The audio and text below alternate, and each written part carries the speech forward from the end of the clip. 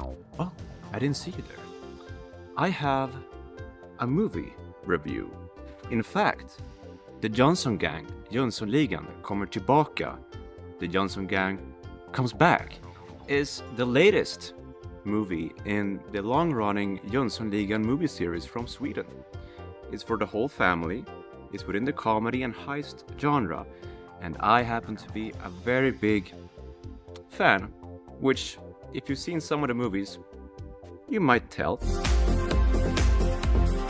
Here in Sweden, they've done 2 previous attempts at reboots of this series, and they both started over as remakes. My first shock with this movie is that it actually continues the continuity of the old movies. I was really surprised in a very good way.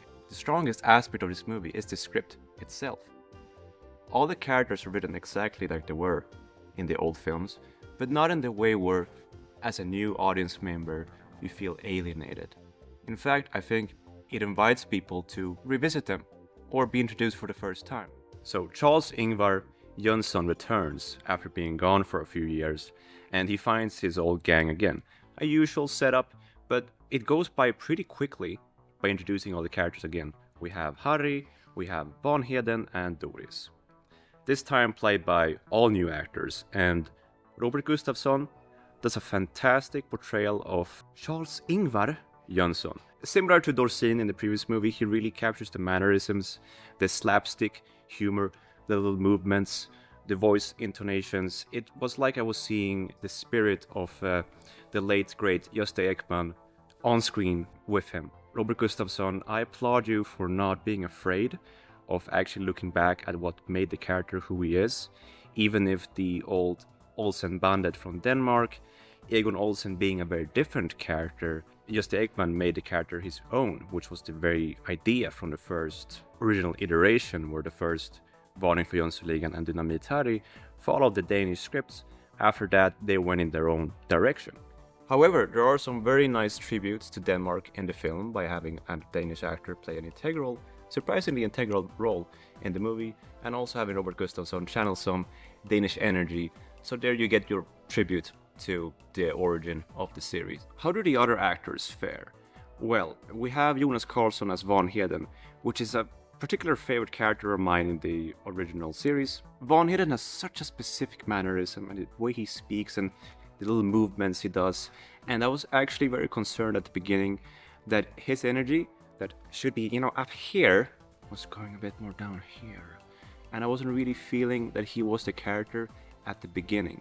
Later, he does channel the movements, the body language specifically, and the intonations of how the voice should go, and the writing particularly of his dialogue were top notch. I could really see Ulf Brunberg doing this in the old days, but I should try my best to not compare, because Jonas Karlsson is a different actor. The script really helped him, and his role in the movie made it work. And at the very end, I actually did feel, you know what, this is Vanheden. I do see him playing this character. How difficult it was for me at the beginning to look past it. Yeah, it will be the thing. I am a super fan, and I do admit this. Later we'll ask Dennis what he thought. Harry, at the beginning, you set him up in a place where he's not together with Doris, and he's trying to date, and you feel his loneliness, and he's trying to be sober again. In the old movies, he's a bit of a drunk, and that's the bravery he needs to perform his dynamite duties. This movie, don't expect a lot of dynamiting, don't expect him to get drunk, don't expect him to really be a bit of a buffoon. He's actually pretty competent in this film, a bit of a sad but friendly guy, and the friendship element is there, and I like it because he's the guy that has always been the friendliest. He always cares the most about Sickan. He's never the most egoistic character. He always asks how Sickan doing when they're running away from the heist and all that. So Harry did a good job. I felt for him. I felt the loneliness and the wanting to be a part of the group again, and the fact that he actually manages to stay sober and all that was a nice touch and a nice character development to him. The character of Doris plays a bigger role as a gang member or Liga member. They've done that in the remakes before. I don't mind that. I like that she at this point she knows what the gang is doing, so why not make her a part of it? Why not make her use her wits too? And she's a fun addition. She did a pretty good job in the actual heist itself. She wasn't trying to destroy the plan, she was playing along with it, and that's a nice change of pace. Supporting characters, we have Lotta Tejle as a cop that's almost retired, and she's on the tail of Sickan, which adds tension. And you should always have that ticking clock element. When you think the heist is doing good, there's something that adds to the suspense. She has to team up with some cops that are very incompetent for the job, and there you have like the modern Swedish awkward, impolite kind of like humor intertwining with the more thought out, paced, planned, choreographed jokes and slapstick nature. I think she's very nice. I work with her husband, he's very nice too. At the beginning I felt, should we really spend time with her that much, when I felt I wanted to get more invested and spend more time with the characters returning from the old movies. At the end, I get what they were doing. I just needed patience with her character. I just wished that she was someone who was important in the old movies too. I think that's the only thing that's missing, because she's supposed to have been on the tail of Sickan for so many years. And it's because you never see it. It's difficult to just be told that that's the case. One thing about the set pieces that I will say is that these guys, they aren't really bad guys. They don't like violence. They're not gonna kidnap anyone for real. They're not gonna put up any guns or any weapons. When they end up in dangerous situations, they get scared. And seeing the fear in them adds so much humanity to these characters, and I'm so glad that they had that be a part of this, because it's so important. And that's part of the humor too, that nervousness of, is this gonna work out? Sickan, is that gonna work out? Shh, quiet, oh my god. All of that, amazing. So happy to see it. The tone is right. The music was fantastic. It's the DNA of these movies, and I heard it.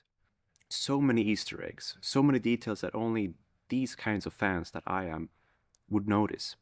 Look at Stadshuset, the city hall. Look at some of the articles. Look at some of the little name drops of countries and other things. It's really a gold mine for someone who is a fan. I'm going out pretty high. I'm going out pretty happy with this movie, and I am gonna recommend it to a Jönssonligan fan. Dennis is not a super fan, but he's a casual fan. He's seen the first original movie and Lilla Jönssonligan. That's right. I have only seen the first Jönssonligan film. I did see one of the other ones like when I was very young, but I barely remember it.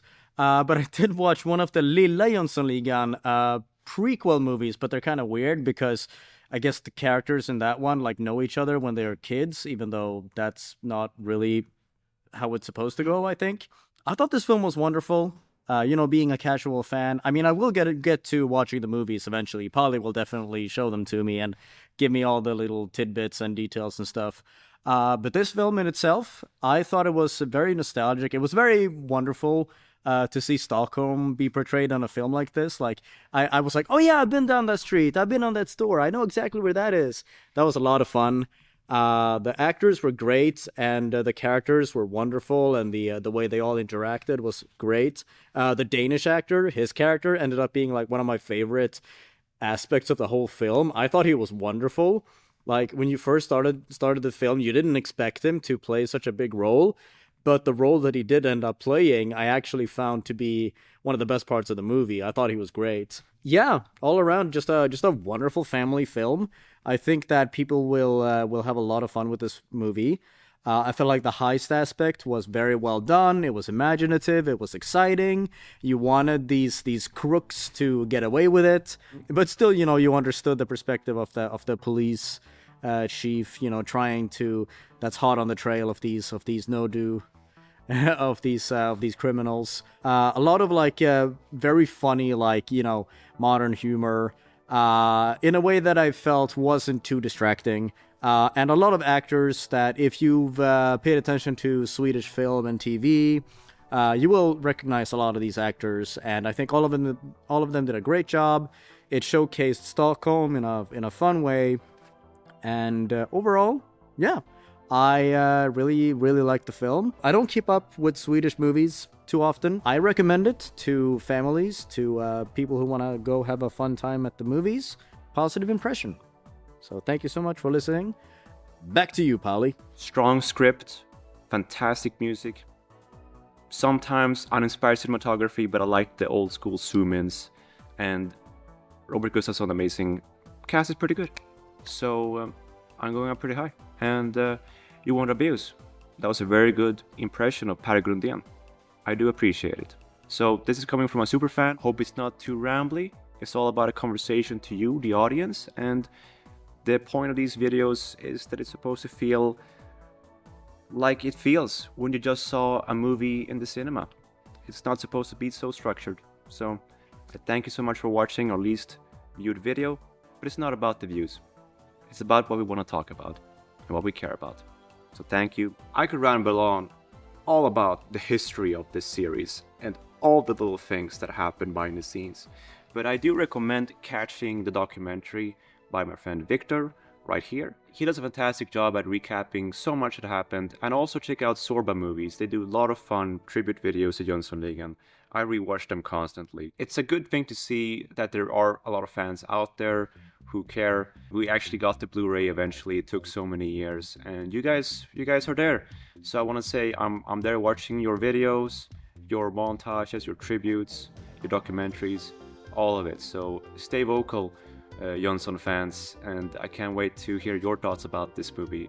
I think we actually got a win this time, and it felt bleak, it felt dark for some time, but we actually got a win, I think, because that's the one thing left my head scratching at the end there. Is this supposed to be a one-off or not? I don't know, but don't go in expecting that. Go in expecting an actual throwback, an actual good throwback with some modern stuff in there too, to keep the new audience as hooked. You know, that's how it goes. You gotta keep people on their toes. Whoa!